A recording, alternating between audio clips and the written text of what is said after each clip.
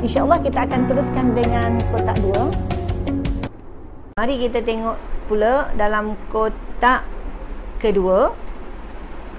Okey, tema yang ada dalam kotak ni adalah yang pertama Al-Bahrain.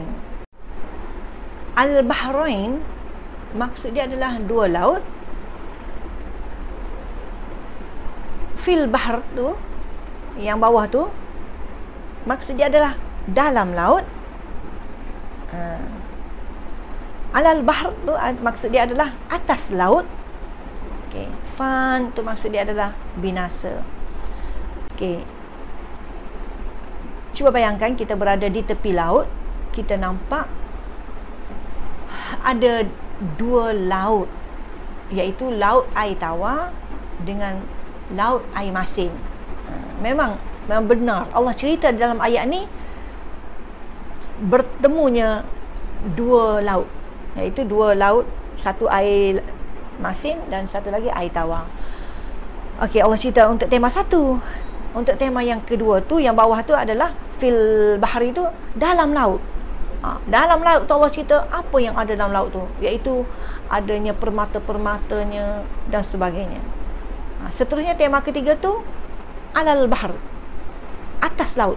Allah cerita atas laut tu, permukaan laut tu adanya kapal-kapal.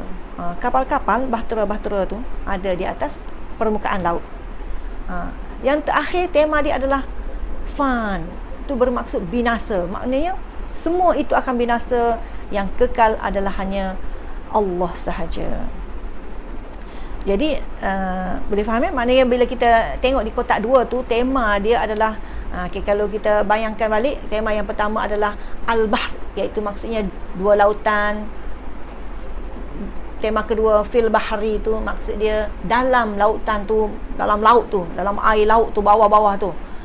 Yang ketiganya adalah alal bahri, di permukaan laut tu, apa yang ada dalam permukaan laut tu.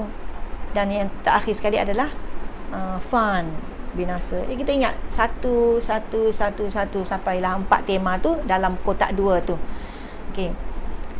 Cuba kita tengok pula di bahagian bahasa Arab tu, bahagian kotak yang belah kanan tu, adanya perkataan yang dibulat, jim.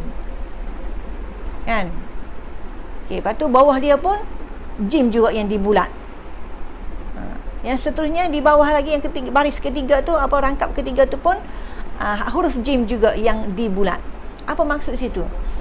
Maksud situ itu lebih memudahkan kita untuk ingat susunan ayat mana yang kita kena sebut dulu, lepas tu ayat yang seterusnya kita akan sebut tu apa pula, dan seterusnya apa pula ayat yang seterusnya. Jadi berpandukan berdasarkan kepada huruf jim tadi, kita boleh tahu ayat mana yang kita sebut dulu. Lepas tu berdasarkan jim tu yang seterusnya pula, kita boleh tahu ayat seterusnya.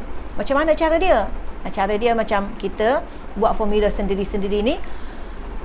Jim yang pertama tu duduk di huruf ke berapa? Saya selalu tanya pelajar-pelajar gitulah. Jim yang pertama tu duduk di huruf ke berapa? Dia orang akan jawab duduk di huruf yang ketiga. Kan mim pertama, ro, lepas tu jim. Jim tu duduk di huruf yang ketiga. Manakala jim yang bawah tu, yang duduk baris rangkap kedua tu, duduk di huruf ke berapa? Ya pertama, kha, lepas tu ro, jim tu duduk di huruf yang keempat. Okey. Begitu seterusnya jim yang rangkap ketiga tu. Okey. Dia jim tu duduk di huruf yang ke-6. Waw, lam, ha, alif, lam, jim. Okey, huruf ke-6. Maksudnya kita dah boleh buat satu formula sendiri. Oh, yang huruf yang ketiga tu, jim yang ketiga tu lah kita akan sebut dulu, sebab dia 3. Maroja kita akan sebut dulu.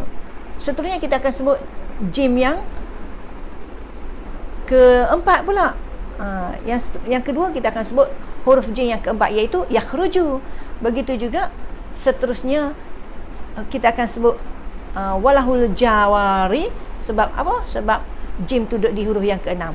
Kita jadi confirm lah, yakin. Maknanya kalimah maroja dulu begitu, kita sebut barulah ayat yang yakhruju, lepas tu barulah ayat walahul jawari.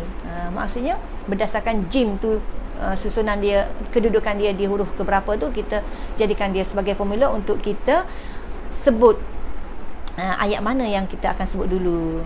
Boleh faham maksudnya marajal bahraini yaltaqiyan bainahuma barzakhul la yabghiyan fabi ayyi ala'i rabbikuma tukadziban.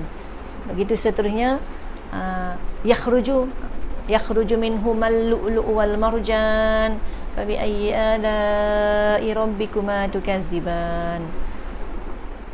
Begitu juga dengan walahul jawaril munsya'atu fil bahri kal a'lam fabi ayyi ala'i rabbikuma tukadziban.